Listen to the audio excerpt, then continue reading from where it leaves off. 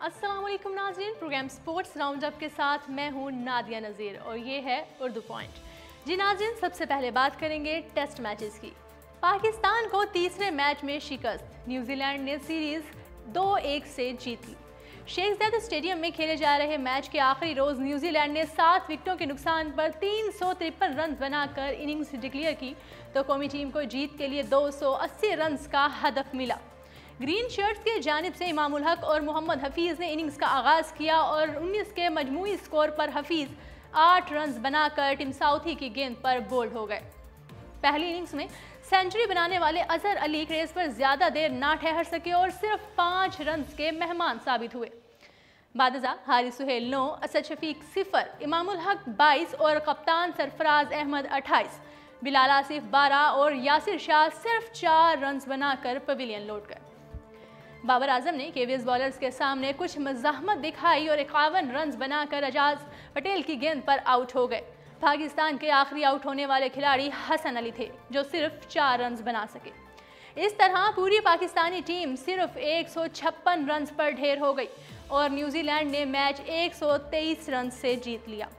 New Zealand की जानिब से समरवेले, एजाज पटेल और टिम साउथी ने 3-3 जबकि ग्रैंडहोम 1 विकेट हासिल कर सके। खेल के आखिरी दिन न्यूजीलैंड ने इनिंग्स का आगाज़ 272 रन से 4 खिलाड़ियों के नुकसान पर किया तो केन विलियमसन बगैर किसी रन का इजाफा किए पवेलियन लौट गए। केन विलियमसन के 139 रन पर आउट होने के बाद मैकलिस ने न्यूजीलैंड का स्कोर आगे बढ़ाया और सेंचुरी स्कोर की। उन्होंने 126 रन बनाए और नाकाबिले शिकस्त रहे। ताहम 7 विकेटें गिरने के बाद न्यूजीलैंड ने 353 रन 7 खिलाड़ियों के नुकसान पर इनिंग्स डिक्लेयर कर दी। इससे कबल पहली इनिंग्स में न्यूजीलैंड के 272 रन के जवाब में पाकिस्तान की टीम 348 रन बनाकर आउट हो गई थी। ताहम पाकिस्तान को मैच जीतने के लिए 81 ओवर्स में 280 रन दरकार थे। पहले टेस्ट मैच में न्यूजीलैंड ने पाकिस्तान को हराया था जबकि कौमी टीम ने दूसरे टेस्ट मैच में न्यूजीलैंड को 1 इनिंग और 16 रन से शिकस्त दी थी। नाज़रीन, आपको यहाँ ये भी बताते चलें कि 1969 के बाद पहली बार पाकिस्तान के खिलाफ टेस्ट सीरीज़ न्यूजीलैंड ने अपने नाम की हैं। जी नाज़रीन, प्रोग्राम को आगे बढ़ाएंगे और आपको बताएंगे कि कौमी क्रिकेट टीम के चीफ सेलेक्टर इंज़मामुल हक ने कहा है कि यासिर शाह ने तेज़ तरीन 200 विकेटों का रिकॉर्ड कायम करके पूरे पाकिस्तान को खुशी से सरशार कर दिया है। रिकॉर्ड बनाने पर उन्हें मुबारकबाद देता हूँ। LLC ग्राउंड में मीडिया से गुफ्तगू करते हुए उन्होंने कहा कि यासिर की कारकर्दगी पर सारा पाकिस्तान खुश है।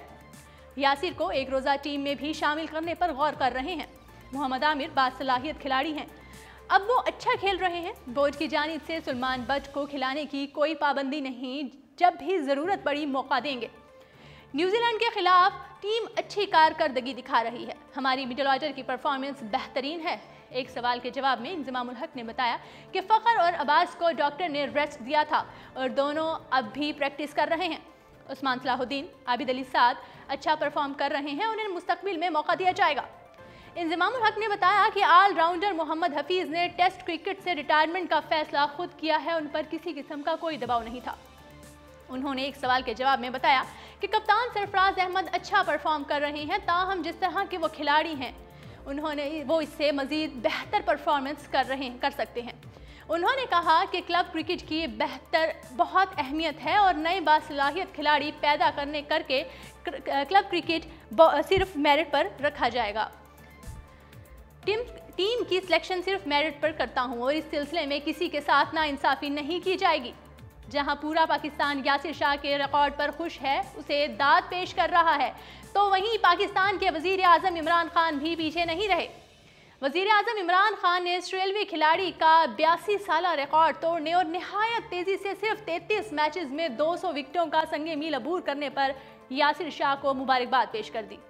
जुमे को अपने ट्वीट में वज़ीर आज़म ने कहा कि यासिर शाह ने गुज़श्ता हफ्ते एक टेस्ट मैच में 14 विकेट लेने का मेरा रिकॉर्ड भी बराबर कर दिया है। इमरान खान ने यासिर शाह को सराहते हुए कहा कि उन्होंने क्या ही शानदार कारकर्दगी का मुजाहिरा किया है।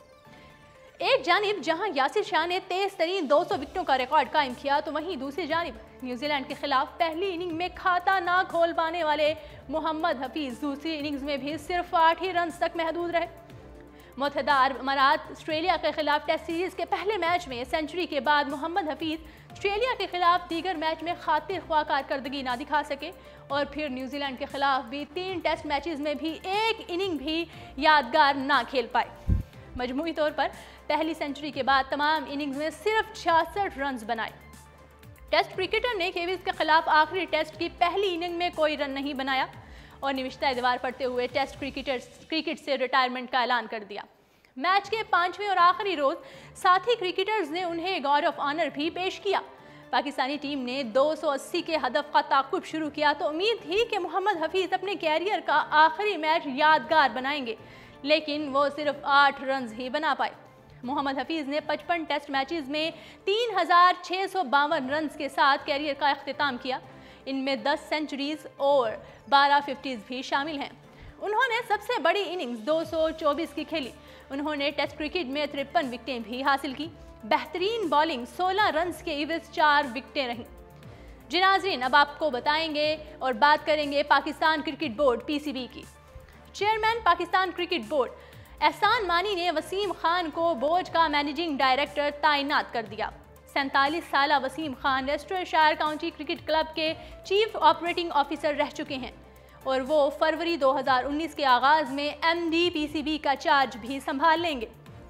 وسیم خان برطانیہ میں پہلے پاکستانی نژاد کرکٹر تھے۔ علاوہ ازیں سمیع الحسن برنی کو ڈائریکٹر میڈیا PCB مقرر کر دیا گیا ہے۔ سمیع برنی اس وقت ICC میں بطور ہیڈ آف کمیونیکیشن کام کر رہے ہیں۔ ICC سے پہلے بھی سمیع برنی PCB کے میڈیا ڈپارٹمنٹ کے سربراہ رہ چکے ہیں۔ PCB کی جانب سے جاری ہونے والے بیان میں بتایا گیا ہے کہ وسیم خان کی تعیناتی سلیکشن کے شفاف طریقہ کار کو اختیار کرتے ہوئے کی گئی ہے۔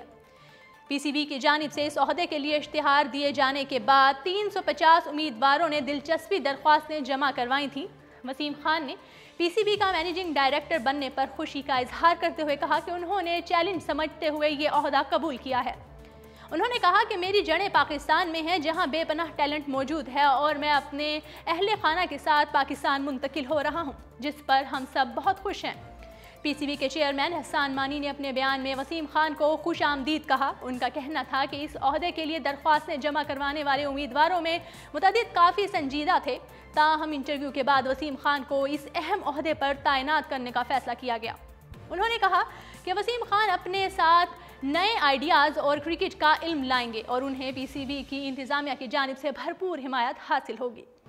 جی ناظرین، یہاں آپ کو یہ بھی بتائیں گے کہ ہاکی ٹیم کو بڑا دھچکا، کپتان ورلڈ کپ سے باہر اور نائب کپتان پر 1 میچ کی پابندی۔ ورلڈ کپ میں شاندار کارکردگی کا عزم لیے بھارت جانے والی پاکستانی ٹیم ان دنوں شدید مشکلات کا شکار ہے اور ایک کے بعد ایک کھلاڑی قومی ٹیم کے قافلے سے باہر ہو رہا ہے۔